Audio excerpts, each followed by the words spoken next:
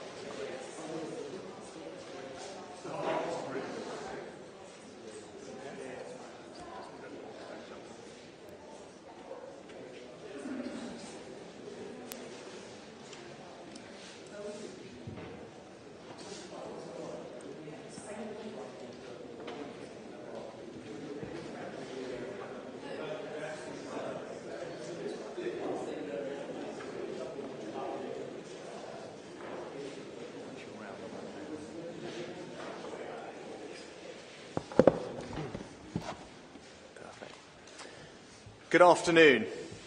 My first duty as Prime Minister is the security of the British people. And fulfilling that profound responsibility is only possible because of you. Just 10 days ago, I gave the order for the RAF to join an international effort intercepting a barrage of Iranian missiles headed towards Israel. Those pilots, like you, like every generation of British servicemen and women before you, were willing to put their own safety over the line for the security of others and the defence of our liberties and our values. From your regiment service in Iraq and Afghanistan to your current role here in Poland protecting NATO's eastern flank, you've made those sacrifices in the service of our country. I'm truly humbled by your courage and your professionalism. And on behalf of a proud and grateful nation, let me simply say thank you. But I haven't just brought you here together today to express my gratitude. I want to talk to you about how we equip you to do your duty in an increasingly dangerous world. We've entered a period in history in which competition between countries has sharpened profoundly. An axis of authoritarian states with different values to ours, like Russia, Iran, North Korea and China, are increasingly assertive. The danger they pose is not new. But what is new is that these countries, or their proxies, are causing more instability more quickly in more places at once. And they're increasingly acting together, making common cause in an attempt to reshape the world order. Now, I know there are some people who will think these are faraway problems, but they are not. They pose real risk to the United Kingdom's security and prosperity. Russia has already poisoned people on British soil with chemical weapons, caused energy bills to soar, weaponised migration, and send technology to Iran in exchange for weapons, like the Shahid drones that I saw myself are wreaking such devastation in Ukraine. Iran themselves have threatened to kill and kidnap people within our borders for exercising their right to free speech, and use proxies, like the Houthis, to attack British ships in the Red Sea, disrupting supplies of crucial goods to our high streets. North Korea, too, is supplying munitions and artillery to Russia, and their hackers have targeted British businesses and the NHS. And Chinese state-affiliated actors have conducted malicious cyber campaigns against British MPs. China itself is engaged in a huge military modernisation programme. Potential flashpoints in the Indo-Pacific could have an impact on the global economy far larger even than COVID. And China is increasingly working with others to try and reshape the world, including their so-called unlimited partnership with Russia.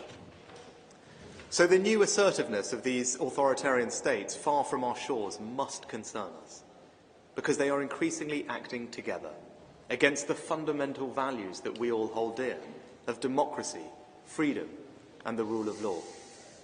Now, we must not overstate the danger. We're not on the brink of war, and nor do we seek it. And people should feel reassured that the UK's armed forces are some of the most professional, well-trained, well-equipped and battle-ready in the world. And I'm incredibly proud of all that they've achieved, from patrolling the Arctic Circle as part of the Joint Expeditionary Force, to the campaign against Daesh in the deserts of Iraq and Syria, from protecting the freedom of navigation in the Red Sea, to policing the skies above Eastern Europe. And just look at the investments we've made in the last decade.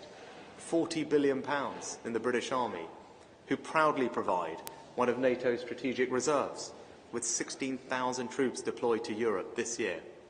The Royal Air Force, equipped with new Typhoons, Chinooks, F-35s, with the GCAP programme delivering new fighter jets with Japan and Italy.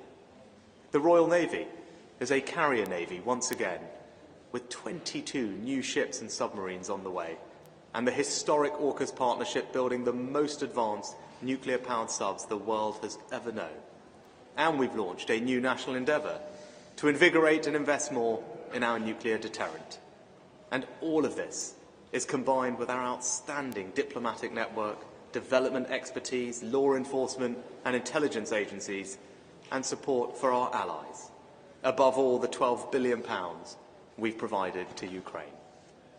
So I'm proud of our record on defence and confident in our ability to deter our adversaries and ensure the security of the United Kingdom.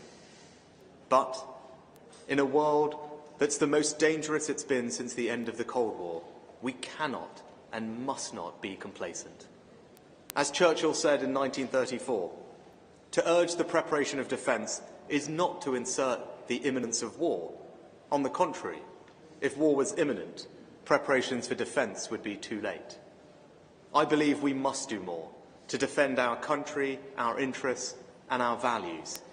So today I'm announcing the biggest strengthening of our national defence for a generation. We will increase defence spending to a new baseline of 2.5% of GDP by 2030. That starts today and rises steadily in each and every year. Over the next 6 years, we'll invest an additional £75 billion in our defence. And it will be fully funded with no increase in borrowing or debt. So this is not some vague aspiration for the future. We have a clear plan for what we'll spend, when we'll spend it, and how we pay for it. A plan that makes the United Kingdom by far the largest defence power in Europe and second largest in NATO. Today is a landmark moment in the defence of the United Kingdom. This is a generational investment in British security and British prosperity. It makes us safer at home and stronger abroad. Now, we will have 3 immediate priorities for this new investment. First, we will put the UK's own defence industry on a war footing. One of the central lessons of the war in Ukraine is that we need deeper stockpiles of munitions, and for industry to be able to replenish them more quickly. So today we're giving £10 billion in munitions support to give industry long-term funding certainty, backed by long-term contracts, so that they can produce more, be readier to surge capacity, and to move to always-on production when required. From surface-to-air missiles made in Bolton to anti-tank weapons in Belfast, we will replenish our stockpiles, all while supporting British jobs right across the Union. But it's not just about investing more, we must invest better. For too long, too much of our defence procurement has been over-complex, over-budget and over-time. So we are making radical reforms to our procurement model to make sure this new investment delivers value for money. And to encourage private sector investment into defence production, I can also announce today that we're going to put beyond doubt that defence investment does count towards environmental, social and governance assessments. There is nothing more ethical than defending our way of life from those who threaten it. Now, all of this will put us at the forefront of the global defence industry, allow us to hugely ramp up defence production and give our armed forces the capability they need to keep us safe. But, as in so many other areas of our lives, technology is changing the face of war.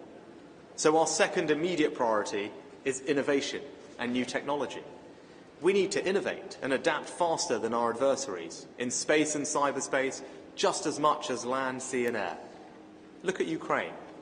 Now, many aspects of the war would be familiar to a soldier from World War I or II, yet others would be unimaginably different, like the fact that cheap, high-tech autonomous drones could disable large parts of Russia's Black Sea fleet.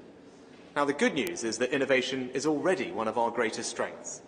The UK's own Dragonfire laser directed energy weapon costs only £10 a shot, yet is accurate enough to hit a £1 coin from a kilometre away.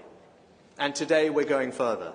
We'll increase our defence R&D at a minimum to 5% of the defence budget, invest far more in autonomous drones, and we will set up a new Defence Innovation Agency so that for the first time, decisions about defence innovation will be brought together in a single strategic agency that will be freed from red tape and work with the private sector on emerging new technologies. Now, third, we must support Ukraine for the long term. Since the Cold War ended, the freedom of our continent has been based on a simple idea, that it is for people to decide the fate of their countries, not foreign armies. But allow Putin to win in Ukraine, and that principle of sovereignty would be undermined. We would be dragged back to a world where brute force, rather than the democratic will of free peoples, would shape borders and decide futures. And Putin will not stop in Ukraine. Win there, and he and indeed others will be emboldened. He has the desire, if not yet the capacity, to attack other countries in Europe, potentially including NATO allies, who we would be bound to defend just as they are bound to defend us. The costs of failing to support Ukraine now will be far greater than the costs of repelling Putin, because only if he fails will he and other adversaries be deterred. And that is why the United Kingdom, whose history of standing up to dictators is so much part of our national consciousness, has come together with our allies to stand with Ukraine from the very start. Today we go further. We will send Ukraine an additional £500 million, hitting £3 billion of support this year, and will provide them with the largest ever package of UK military equipment. This will include more than 400 vehicles, 4 million rounds of ammunition, 60 boats and offshore raiding craft, vital air defences, and long-range, precision-guided Storm Shadow missiles. And as we make our historic commitment to increase defence spending to 2.5% of GDP, we'll move past this stop-start, piecemeal way of backing Ukraine, so that alongside our long-term security guarantee, we are today providing a long-term funding guarantee of at least the current level of military support to Ukraine for every year it is needed.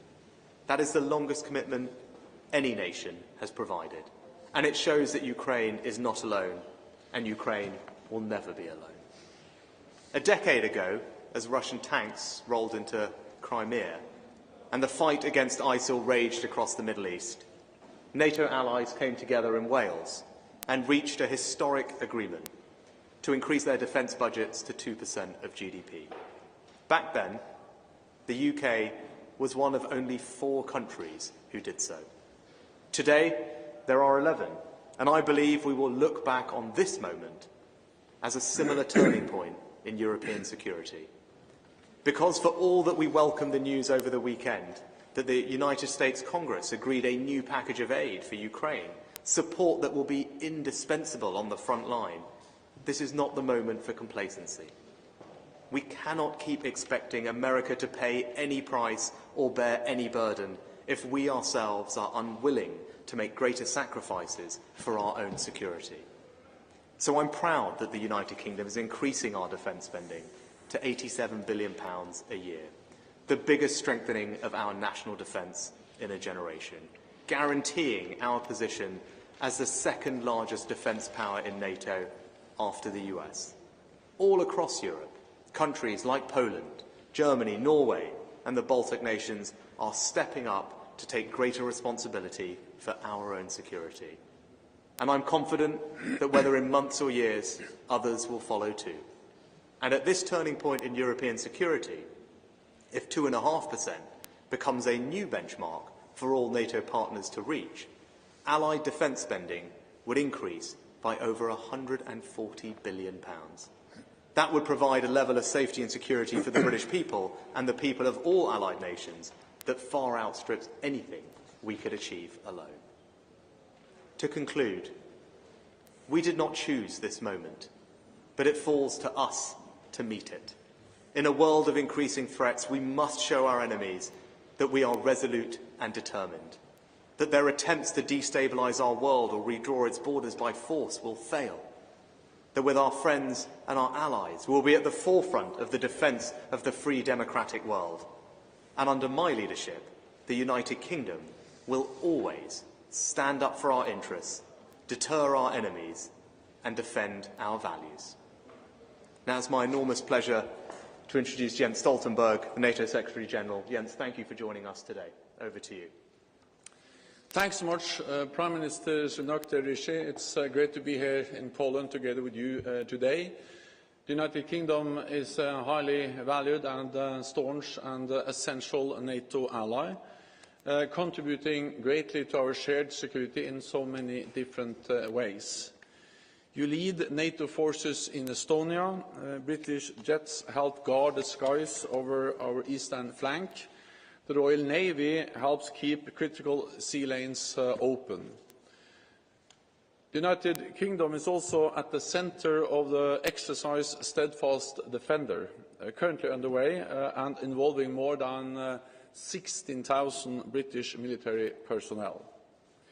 And we are today here in Poland with British troops, a physical embodiment of your commitment to NATO. So thank you to all of you. Prime Minister, your announcement today confirms the vital role the UK plays in our alliance. The United Kingdom will spend 2.5% of GDP on defence by 2030.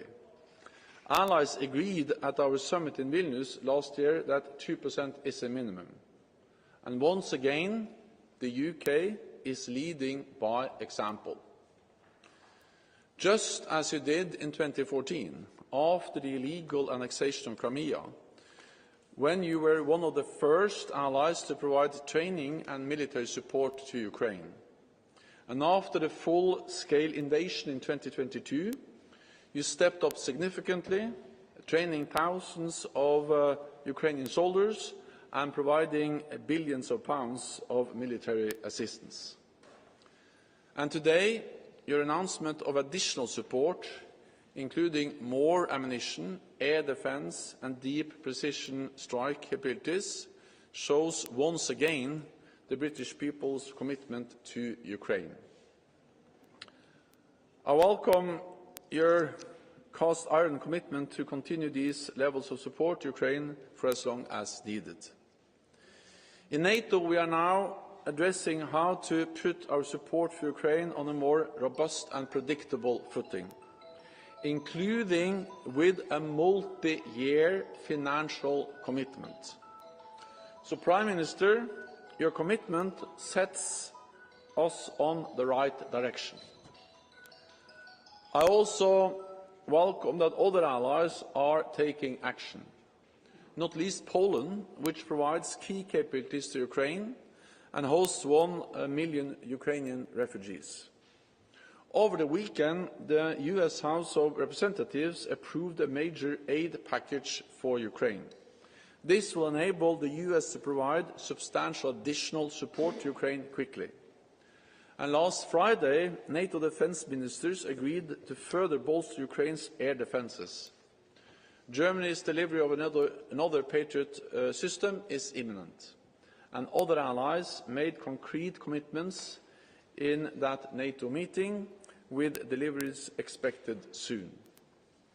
Faced with the biggest conflict on the European continent since the Second World War, our decisions today will have consequences for generations to come.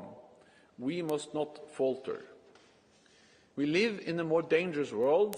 Authoritarian powers are increasingly aligned. Russia is receiving support for its war of aggression from China, Iran and North Korea. This reminds us that security is not regional, security is global, and we must work with our like-minded partners around the world to preserve and protect transatlantic security. NATO is a defensive alliance. We do not seek conflict with Russia, but we will keep our 1 billion people safe. The 10,000 NATO troops based here in Poland send an unmistakable message that NATO will protect and defend all allies. So, Prime Minister Sunak, thank you again for UK's vital contributions to NATO. Thank you. Jens, thank you very much. Can we take some questions from the media? If we start with ITV, please.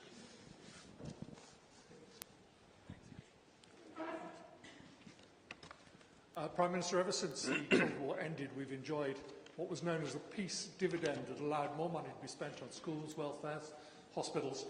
Are those days definitively over, and must those other areas take a hit as a result? Well, thank you for the question. I wouldn't characterise it in exactly that way, because thanks to our management of the economy, we're able to make this announcement today.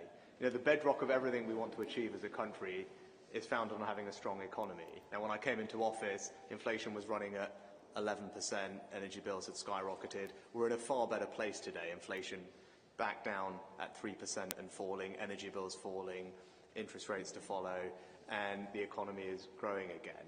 So I think it's because of that strong management of the economy that I can stand here today and make this announcement. But what I would say is we do have to recognise that we live in a more dangerous world.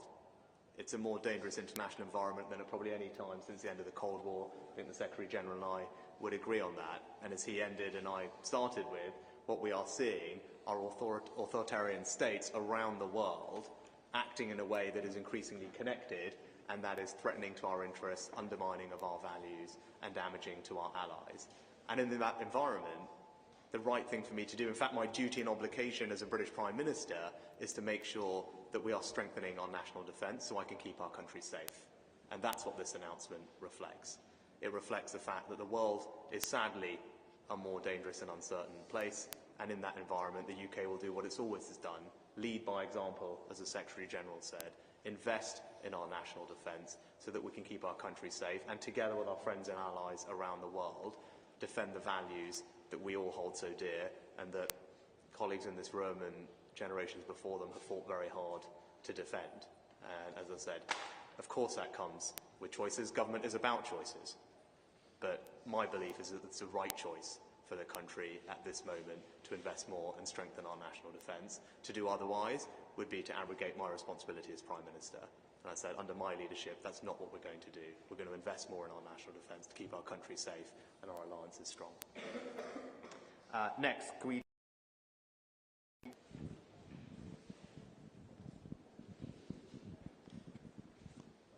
Thanks, PM.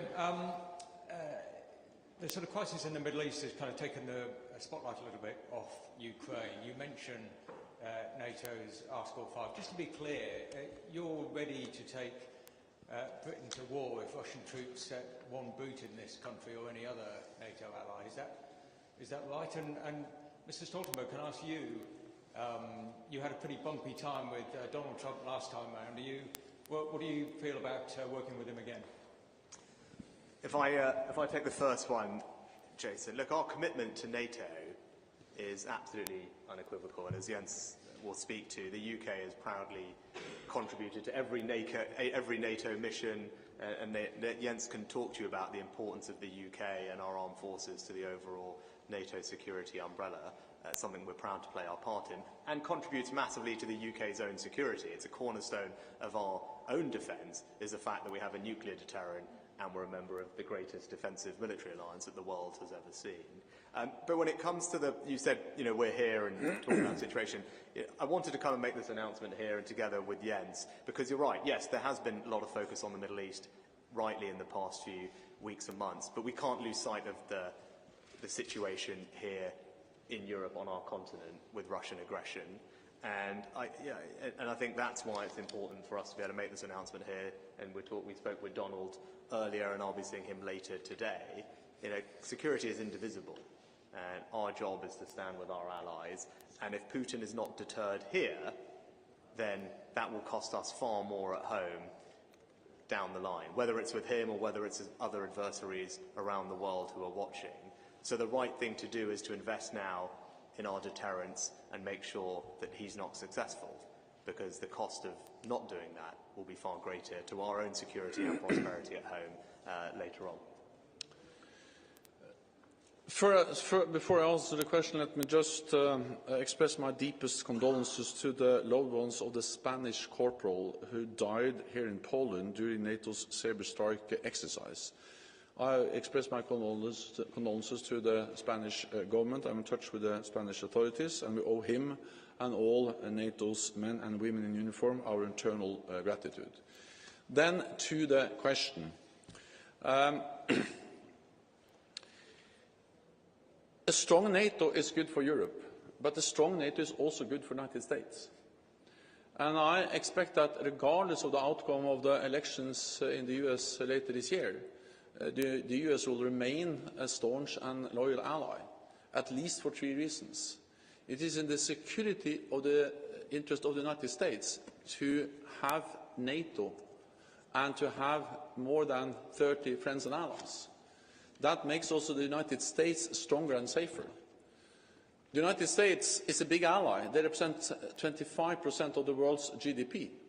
But together with all NATO allies together, we represent 50%, twice as much of the world's GDP. And together we represent 50% of the world's military might. So NATO is making the US safer and stronger. It is in the interest of the United States to keep NATO, and therefore I believe they will remain a staunch and loyal ally.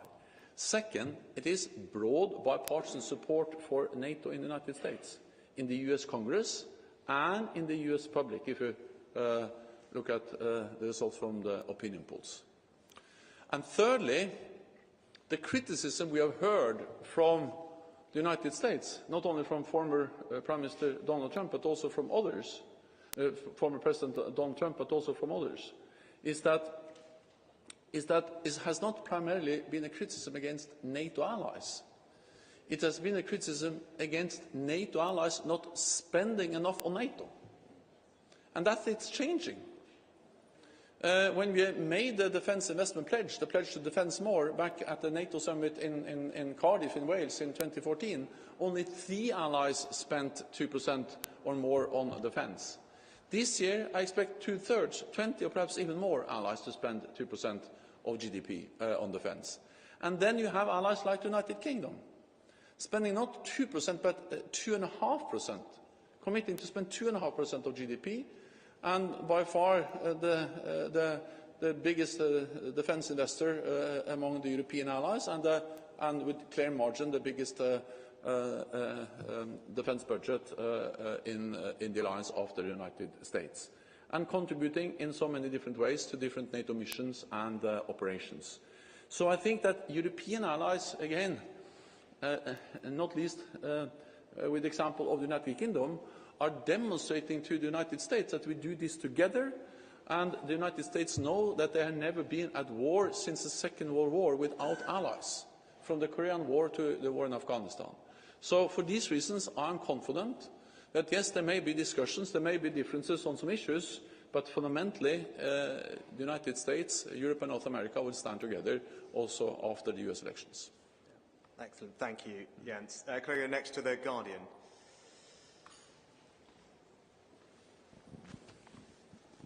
Thank you. Pippa Carrera from The Guardian. Prime Minister, if I could start off with if I could ask you a domestic question, if I may. Thousands of people who care for their loved ones have been hounded by the DWP for thousands of pounds, and in some cases even convicted. You may have read about the cases, after unwittingly breaching earnings rules by just a few pounds a week. Several former Secretaries of State, including Ian Duncan Smith, have described it as a scandal. Do you agree with them? Is this yet another symptom of the broken care system? And would you set up an inquiry? And if I could ask a question to Mr Stoltenberg as well, please. You may have seen, but all the polls in the UK suggest that we may end up having a different government after the election. How reassured are you by this really important defence commitment given by Mr Sunak if he then ends up finding himself out of office later this year? And have you had discussions, because of that, taking the precautionary principle with the British opposition? Thank you. Pippa, if I might start. On the issue, I'm obviously not familiar with the individual cases, but there has been some reporting around carers' allowance and how it works. Now, it's been a long-standing principle in the way that carers' allowance works, which is not means-tested, but is subject to an earnings threshold, that people are asked to declare their earnings at the time that they're making those claims, and those are later verified. Now, without getting into the details of anyone's individual claim, that's been a long-standing practice where people, as I said, have to declare their earnings. Those are later checked where later on down the line by DWP, and if there's a discrepancy that impacts people's entitlement, then obviously they will seek to recover that and do that in a sensible, fair way, making sure that there's a repayment plan in place if people have not declared their earnings accurately in the first place. Everyone's individual case will be different, so it's hard for me to get into that, but I think it's reasonable that the welfare system is fair. Of course, we want a compassionate safety net, and I was talking about this last week. We want a welfare system that is there for people who genuinely need it. We also need to make sure it's fair to everyone who's paying into it, and that's why last week, I outlined a significant set of reforms to the welfare system overall to tackle what we're seeing, which is a significant increase in claims and bills, spending on ill health and disability benefits, as I said, forecast to be around £69 billion. I mean, that is an extraordinary amount of money. We're talking about defence spending here today. That's more than we're spending on things like schools, on policing, transport budget. So it gives you a sense of the scale. The PIP budget alone is forecast to increase 50% in the next 4 years unless we do something differently. And that's why the reforms that we've outlined last week will ensure that the welfare system remains compassionate, there for those who need it, but it's not exploited or gamed, and we can target resources on those who most need it, and crucially recognise that work is good for people. I'm someone who believes that hard work is how you grow and build a country. It gives you purpose in life, and that's why we should have a system that supports people into work, because that is largely in their interests. And look, with regard, I'll let Jens talk. I'm probably not right to draw Jens into domestic politics, actually, given that wouldn't be appropriate for him. But what I would say is that we're very clear that this is a choice that we've made, a choice that I've made. We talked a little bit about it earlier. But what I would say is that when the general election comes, there will be a choice on this topic. And Keir Starmer is someone who not once but twice asked the British people to make Jeremy Corbyn Prime Minister. Jeremy Corbyn wanted to leave NATO, get rid of our nuclear deterrent, and turn the army into the Peace Corps.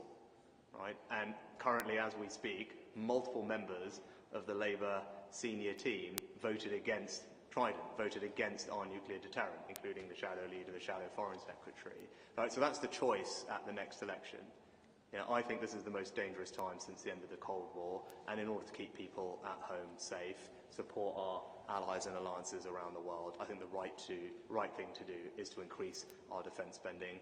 I'm proud that our party, as Jens said, back in 2014 was one of a few countries to make sure we met the NATO 2% commitment, and that wasn't easy, because if you remember, back in 2010, the Conservatives inherited a country where Labour had bankrupted the public finances, and in spite of that, we decided to prioritise defence spending, because that was the right thing to do. That was the right thing to do then, the right thing to do today is increase it to 2.5%. That's what you get with us. We're consistent about this and people know where we stand. I think that choice will be very clear come the election. Next, if we go to the Telegraph. Thank you, Prime Minister. You had some very strong words about the threat from China at the start of your speech, and you linked those directly to this extra money that you're putting into defence and protecting Britain. Is it now time, as a lot of your MPs want, to designate China officially as a threat, and will you put it on the enhanced tier list of countries? Mr Stoltenberg, you mentioned Patriot's defence systems. At a meeting yesterday, European defence ministers fell short of signing off on sending those to Ukraine. Will you use this announcement by the UK to put pressure on those European countries who are still holding out on weapons supplies? Thank you. Look, I think we've been consistently clear, I've been consistently clear that China is a country with different values to ours. It's behaving in a way that is more authoritarian at home, more assertive overseas, and it's right that we protect ourselves against that. Now, I wouldn't reduce, I think, complex foreign policy down to one word or phrase, but what I am confident about is that we're taking practical steps that keep us safe. We passed the National Security Investment Act, for example, and we've used it to block Chinese investment in sensitive technology sectors like semiconductors, Newport wafer fab. We removed Chinese telecoms equipment from our network. We made sure that the Chinese state nuclear entity is not going to be part of our future nuclear plans, and we last year passed the National Security Act, which I won't get into on first designations, but as you know, gives us a range of tools and powers that we need to keep our country safe from state threats. So look, that's been our consistent approach to China, robust and tough to protect ourselves, but of course, recognising the fact that China is an indisputable part of the global economy. So whether it's on things like AI, climate change, public health, it's important that we maintain a dialogue and find common ground. But at the same time, as I said, recognise and protect ourselves against the risks and threats that it poses. And as Jens alluded to in his remarks, and as did I, we are seeing an interconnectedness, and Jens can probably expand on that, between China and some of these other authoritarian states around the world, whether it's on sanctions evasion, the supply of arms or components, and it's probably worth Jens touching on that. And we have to recognise that. That's the world that we live in. Our integrated review absolutely anticipated that. It talked about the growing insecurity coming from state-based threats. It exactly recognised this, but they are happening at a quicker pace and in a more interconnected fashion. And as Jens said, our security is indivisible wherever it might be threatened around the world. So first on air defence, of course I welcome the announcement from the United Kingdom from Rishi here today for many reasons, but not least because it also makes it possible to deliver more air defence from the United Kingdom to Ukraine. That is urgently needed, and I welcome the announcement also for that reason. Then we are working in NATO actively with NATO allies to provide even more. And in particular, the different types of Patriot systems. We had a meeting on Friday, last Friday, NATO defence ministers, together with President Zelensky and Prime Minister Umerov, and allies agree that we need to do more. We have the German announcement of another Patriot battery. Other allies also made clear commitments. I expect them to announce that in the near future. Then, of course, we also have the US decision in the US House of Representatives that will also enable more delivery of advanced air defence systems to Ukraine. And then we also have to remember that the F-16s, where allies now are training pilots and delivering F-16s, will also significantly strengthen the air defence of Ukraine. So we are working on this, and we also, as we prepare for the NATO summit, looking for a more robust and predictable framework for more long-term support to Ukraine that also will enable more delivery of air defence. Then briefly on China. So China, or the war in Ukraine, demonstrates how intertwined, how interlinked our security is, because China is propping up the Russian war economy.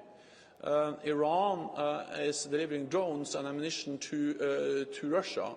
North Korea is delivering ammunition to Russia, and in return, Moscow is mortgaging its future to Beijing, and Moscow is delivering technology to North Korea and Iran to help them develop their missile and nuclear programs. So this is really a demonstration of how what happens in Asia matters for Europe, and what happens in Europe matters for Asia, and that's the reason why also we are now stepping up our cooperation with our partners in the region, South Korea, Japan, New Zealand and Australia, just to make sure that we are working closely with them. Yeah. Thanks, Jens. Let's go to the BBC next. Thank you. Chris Mason, BBC News. A question to both of you, if I may. Is it time to be candid now with people that the costs of supporting Ukraine are going to run into the billions and billions for years and years to come? Could this last another decade? And Prime Minister, if I may, I wonder what your reaction is to the news today of the deaths in the English Channel. Thank you. Well, Chris, as I touched on, unfortunately, we're living in a more dangerous time than at any point since the end of the Cold War. And what we're seeing is an axis of authoritarian states, including, as Jens was talking about, China, North Korea, Iran, Russia, undermining our values and increasingly working together. And in response to that, the right thing to do is to invest more in our national defence. And that's why we're going to go to 2.5% of GDP by 2030, starting today and steadily increasing. Ukraine is important because an investment in Ukraine is an investment in our security.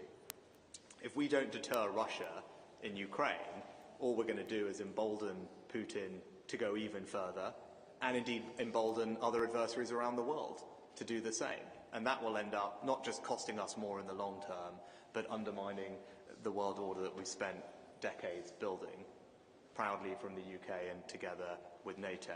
So that's why I think it is right to make this announcement, to make this investment, and supporting Ukraine ultimately will enhance our own security. These aren't things that are happening far away. You know, what happened in Ukraine with Russia ended up meaning that everyone in the UK's energy bills spiraled, more than doubled. It would have quadrupled if it wasn't for government intervention. What's happening now in the Red Sea will impact shipping lanes and the cost of goods that end up in our high street shops. You know, these things have an impact on us here at home. And by making this investment, whether it's supporting our Ukrainian friends, whether it's in new technology or munitions, all of which contributes to future UK security and prosperity. That's why it's the right thing to do. And I wanted to be honest with people, though, about the environment we're in and the necessity of making this choice at this moment to meet it. As I said, we didn't choose this moment, but it falls to us to meet it. And I believe that today's decision means that we'll be well prepared for the future and we'll keep the country safe. And I'll let Jens come on to that same point in a second, but to touch on your second question, incredibly sad to hear about the deaths in the Channel, and it just underscores how important it is that we stop these criminal gangs who are exploiting incredibly vulnerable people, making these illegal crossings across the Channel, and as we have heard today, many more perishing as they make those dangerous journeys. And that's why, as a matter of basic compassion, I want to stop the boats. Right? Yes, of course, it puts pressure on public services. Yes, of course, it's costing us a fortune accommodating illegal migrants in hotels around the country. And yes, of course, it's unfair, and it undermines our British notion of fairness, that people are jumping the queue. But fundamentally, it is deeply dangerous, and there's nothing compassionate about allowing the current system to continue. That's what I believe, and that's why I'm determined to do everything I can to stop the boats. That's why we've worked very hard to get our Rwanda bill through Parliament, as I'm pleased we did very late last night, in spite of the Labour opposition. And once we get the deterrent up and running, this will help us stop the boats. People need to know that if they come to our country illegally, they won't be able to stay. We will be able to remove them. And when we can demonstrate that deterrent, we will see the numbers come down and crucially save people's lives in the process. And that is above and beyond all why I'm so determined to see this through. Jens, do you want to answer the first question? Yeah. On the cost of the support to Ukraine, I think you have to remember that it has a cost to have Russia as a neighbour. It has a cost to ensure that Ukraine prevails. There is no way we can run away from that cost. We have to pay. Not least because we need to understand that the most expensive alternative is to allow Putin to win in Ukraine. Because then we will actually live in a much more dangerous world. Then our security will really be challenged. And then we have to invest significantly more in our defence compared to the support we now deliver to to Ukraine. So the reality is that it has a cost to have an aggressive neighbor, and we have a very aggressive neighbor. There's no way you can run away from that cost. We can either invest now in Ukraine's security. That's good for them, it's good for us, and it actually reduces the overall cost of coping with Russia as a neighbor. If we allow Putin to win, then the cost will go up, not down. And second, we have to remember that even though we now, all allies, we are providing unprecedented, significant support to Ukraine, it's only a fraction of defense budgets. We speak about 2%. This is less than 0.2% of our defense, or our GDP. So, and we have no NATO soldiers in harm's way, no British, no Norwegian, no NATO soldiers at all. So by providing support to Ukraine, we help them to destroy Russian combat capabilities that could potentially be a threat against us. Support Ukraine is not charity. Support Ukraine is an investment in our own security, and the alternative is more expensive. The only thing I'd just add on that point, Chris, is, I think you have to recognise that the defence industry in the UK also employs hundreds of thousands of people. And part of what we work very hard with Grant and CDS to do is ensure that this new investment is going to benefit British companies and support British jobs. And the munitions strategy that Grant will be outlining, the long-term contracts that we'll put in place to increase supply of a whole range of munitions, artillery and equipment, benefit companies and jobs all around the UK. MDBA in Bolton, Talas in Belfast, just to give you a couple of examples. In the document that we've published today, you'll see a map of where that defence investment is spread, and it really is a full United Kingdom endeavour. And one of the reasons that we want to get this investment right and do it over the long term is that we can build up the UK defence supply chain. And what Ukraine illustrated is we need a more resilient supply chain that can produce more quickly. And that's why, as I said, this investment is not just good for our security, it's good for British jobs at home and across the Union as well. Can I turn next to Sky? Thank you, Prime Minister. Beth Rigby, Sky News. A question for you both, please. You talk about Europe being at a turning point and this spending put in the UK on a war footing. Have we entered a pre-war era? And you also talk about an axis of authoritarian states working together. We have long known of their hostility. Has something changed suddenly that is particularly concerning you? Thank you. No, Beth, thanks for both of those questions. I think, look, people will call this different words, and I quoted Churchill earlier. I think we have to recognise that the world, as I said, is in a more dangerous place than it's been since the end of the Cold War. Now, this is not something new. As our integrated review in 2021 and the refresh anticipated this. It talked exactly about the increasing competition from state-based threats and identified all these things. But as I said in my statement, what is new is, I think, the pace and intensity of where we're seeing these threats emerge. And actually, I commend to everyone CDS's excellent Chatham House speech, which talked about this as well. So that's what we're seeing that has changed, is that pace and intensity, and as Jens has highlighted, the interconnectedness where you've got these states working together, supporting each other, and that's what we have to recognise has changed. And that's why it's important that we make this investment and make this investment now, and I believe it's the right thing to do. And then what was your second question was? It was whether or not, in terms of this axis of authoritarian states, that something has changed suddenly that is particularly concerning. Yeah, I think that is the main thing. But the one thing I also would just point out, because we've been talking a lot about it, is that we should approach this question from a position of strength and confidence. Right, and I think Ukraine is a good example of that. If you think back a couple of years, I think Jens will probably echo this as well. This special operation that Russia undertook was meant to be over in a matter of weeks. Right? Ukraine was meant to be subjugated, and everyone was meant to go home. And if you take a step back, I think Putin has absolutely failed in all of his big strategic objectives, and you can see that in lots of different ways. But half the land that Russia initially took has been recaptured by the Ukrainians. Incredible bravery. If you look at what's happening to Russian armoured vehicles, they've had literally thousands and thousands that have been lost, which will take them years to recover that capability. If you look at what's happening in the Black Sea most recently, actually this is a country that didn't have a functioning navy properly, which has essentially taken out 25% of vessels in the Black Sea, and now is exporting more grain through the Black Sea than it did through the Black Sea Grain Initiative, and pretty much back to pre-war levels. And more strategically, as Jens can speak to, allies are united, defence spending is growing across Europe, and NATO has 2 new members. Right, so if you take a step back, Russia has not in any way succeeded, and actually on any one of these measures, it's been a huge strategic failure for Russia. I mean, if you talk, there's a lot about the geography and the territorial gains, places like Bakhmut, Avdiivka, but just to put it in context, right, those 2 places that, yes, Russia has made some progress in geographically, to give you a sense of scale, one of them is about the size of Basildon, and one of them is about the size of Eastbourne. Right? So that is the sum total of the Russian gains over the past, Tony, probably almost 9 months of fighting, and that has come at a cost of tens of thousands of injuries or Russian soldiers who have lost their lives. Right? So I just, yes, are there more threats? There are. We should approach this situation from a position of strength and confidence because we have been making the right investments. NATO is strong. Our alliance is strong. People are doing the right thing. And so, on any of those objectives, Russia has not succeeded. But we can't be complacent, and that's why the announcement today, and Jens, I'm sure you have anything else to add.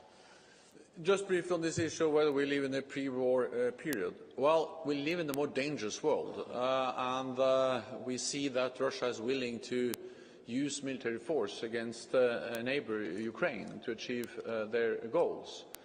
At the same time, I think we need to remember that NATO is there with one core purpose, and that is to prevent war, preserve peace. That's why NATO is established. That's why we exist. And NATO has successfully been able to prevent any armed attack against any NATO ally for 75 years. Even during the coldest and most difficult period of the Cold War, we preserved peace. And our aim is to continue to do so. And I'm absolutely confident that we will be able to do that as long as we stand together, North America and Europe. And we have allies like the United Kingdom, which is now investing more and taking this seriously.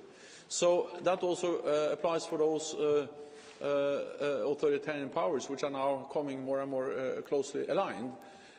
Of course, we take that seriously. That's why we address it in NATO. That's why we are investing more, why we're working with our Asia-Pacific partners. But again, we, just NATO allies, we are 50% of the world's military power. We are by far the strongest military power in the world. And if you then add our partners, Japan, South Korea, and others, which are very much together with us in addressing these challenges, we are safe as long as we stand together. I cannot tell you exactly what the next crisis or the next war will be, but what I can tell you is that if we stand together, we will be able to protect and preserve peace for NATO allies. We're up against the clock a bit, so I'll try and rattle through a couple more. Can we go to GB News, please? Thank you. Secretary General, you've said that we can't expect America to always bear the burden and pay up. And although Donald Trump put it very bluntly, he is right, isn't he, that Poland is paying their way, Britain is, but there's many members of NATO not paying 2%. How do you get them actually to pay their fair share? And also, Prime Minister, lots of brave servicemen and women here today, but there is a crisis in recruitment of the military, isn't there? How do you counter that? How do you encourage people to realise that this is a career worth having? Thank you. Yes. Yeah. So first of all, several US presidents have called for more defence spending from NATO allies in Europe and Canada. We have beautiful quotes from John F. Kennedy asking European allies to spend more. And it was actually President Biden who was the President of the United States when we were in Wales at the Cardiff summit and agreed to spend more as allies together at that summit. Then, of course, President Trump also expressed this very strongly to NATO allies, as President Biden has done. So this has been a consistent US message, actually also a UK message, that those allies who are spending less than 2% should spend more. And the good news is that we, over the last years, have had a significant increase. I will give you final numbers in July ahead of the NATO summit, but I expect it will be two-thirds of allies will be at 2%, which is not all, but significantly better than just a few years ago. And I expect those allies who are not yet at 2%, first of all, they have moved closer to 2%. Every ally has increased, and I expect that those allies who are not yet at 2% will have clear plans in place to be there very soon. So therefore, we have much fairer burden sharing among NATO allies now than just had a few years ago. Perfect. Thanks, Jens. And the UK is doing our part, as the Secretary General said, leading by example. And I think it's right that we demonstrate to our American friends that we are prepared to make those sacrifices and invest in our own security. And as we did in 2014, the UK has again stepped up, led by example, to help galvanise others to do the same and ensure continued American support for our security as well. I'm very privileged. My Member of Parliament, my constituency is in North Yorkshire, and I have the great privilege of representing Catterick Garrison, which is our largest army base, be familiar to some of you, but also RAF Leeming. So for some years, I've had the enormous privilege of representing everyone here as colleagues, maybe some of you, and in this job, I have the enormous privilege of representing all our armed forces and talking to them, and we're very lucky. As Jens will attest to, everywhere I go, I hear nothing but praise for the professionalism of our armed forces. They are the people that everyone wants to work with. They're incredibly grateful and excited when they're on joint exercises with all of you. That's something that I'm sure Jens will attest to with all our NATO partners. When I spent the night on HMS Diamonds, one of our frigate destroyers some time ago, they'd just been on a NATO exercise in the High North, and again, the colleagues there all talking so positively about what you bring to the table, and it gives me enormous pride to be your Prime Minister. But it's important that we continue to support you.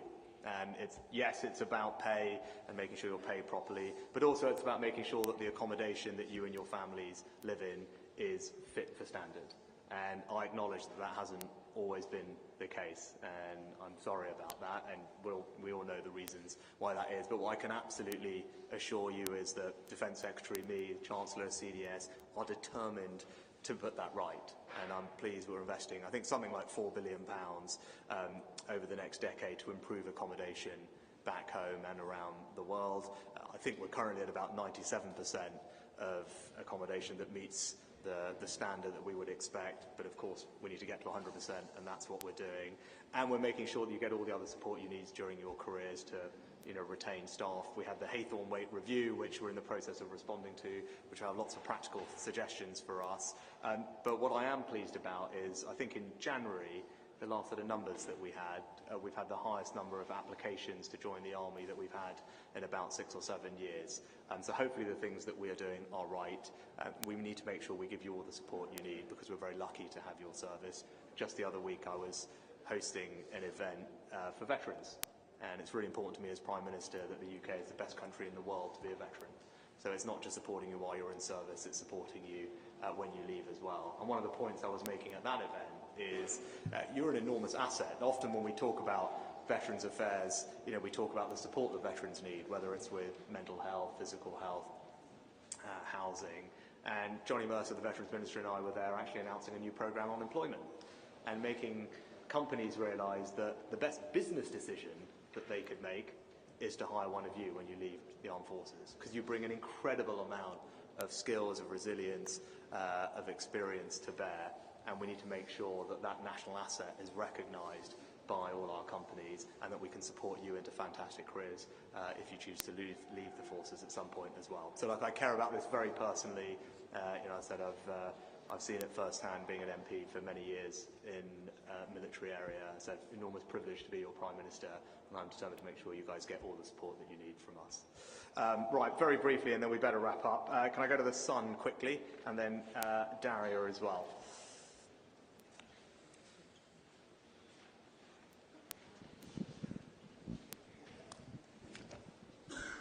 Thank you very much, Prime Minister. On your announcement today, what do you say to critics who will recall you resisting calls for the 2.5% pledge, pledged by Boris Johnson in 2022, and will now inevitably think that you're doing it in an election year?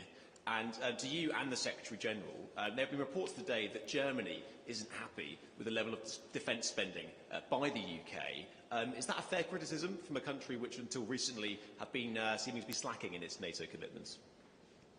I think, actually, I'm looking forward to seeing Olaf tomorrow, and I'm sure Jens would agree with me.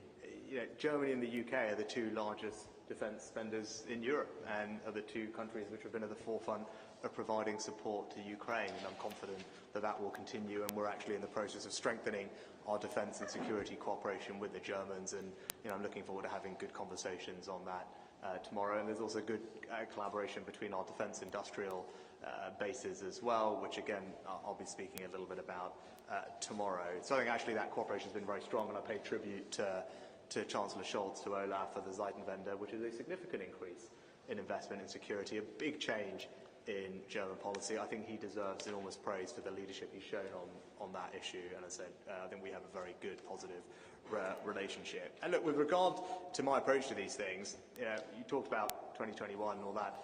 I was a Chancellor who oversaw the largest increase in the defence budget since the end of the Cold War, £24 billion. And at every budget fiscal event that we've had since I've been Prime Minister, we've continued to invest more in our defence, crucially in rebuilding stockpiles as we were going through the Ukraine war, but then crucially also strengthening our nuclear deterrence, investing more in that, not just on the armed forces side, but also in Barrow, to make sure that Barrow can handle all the growth that we need from it in the coming years and decades, but also building partnerships around the world, whether it's GCAP to build the next generation of our fighter jets, or AUKUS, which is a truly historic agreement between Australia, America and ourselves to build the most advanced nuclear-powered submarines that the world has ever seen. So look, that's my record on those things, and when it comes to Ukraine, as Jens will attest to, because he and I have worked together for the last year and a half, I have been at the forefront of making those decisions to get Ukraine more support, and that whether that's being the first country to do main battle tanks, the first country to say that we would train aircraft pilots, and crucially the first country to provide long-range weapons, Storm Shadow, which have been an enormous success in Ukraine. Again, it was me and it was the UK that made those decisions ahead of everyone else, working closely with Jens, and we've done that for the last year and a half. So this is something that I've always taken incredibly seriously, but this is the right moment to make this announcement for the reasons that I've outlined.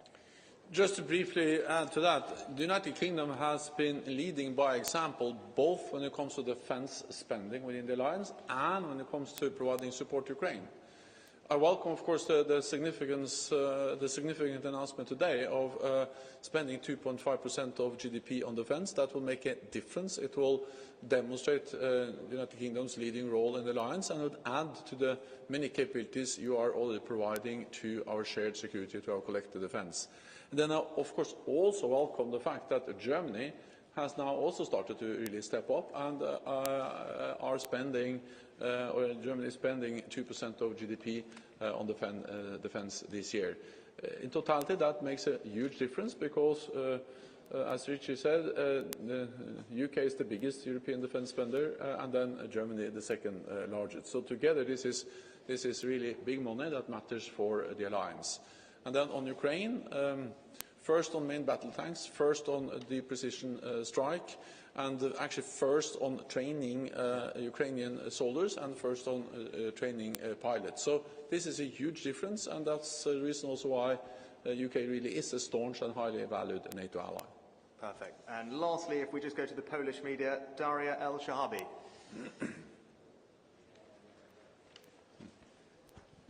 I'm not Daria, but I'm Karol Kostrzewa, Polish Press Agency.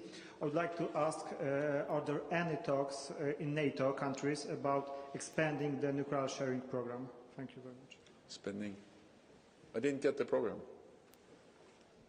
Nuclear sharing program. Sorry, so expanding. No, there are no plans to expand the NATO sharing arrangements. No plans to deploy any more nuclear weapons in any additional NATO countries.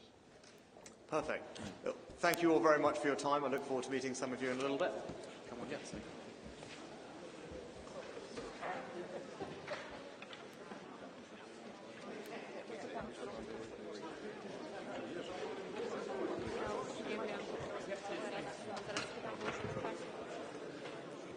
Just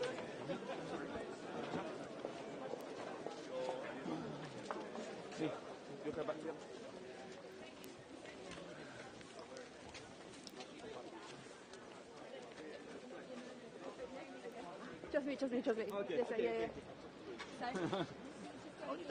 So, for 1 minute, Okay, and we are going to go Okay, down understood. this way.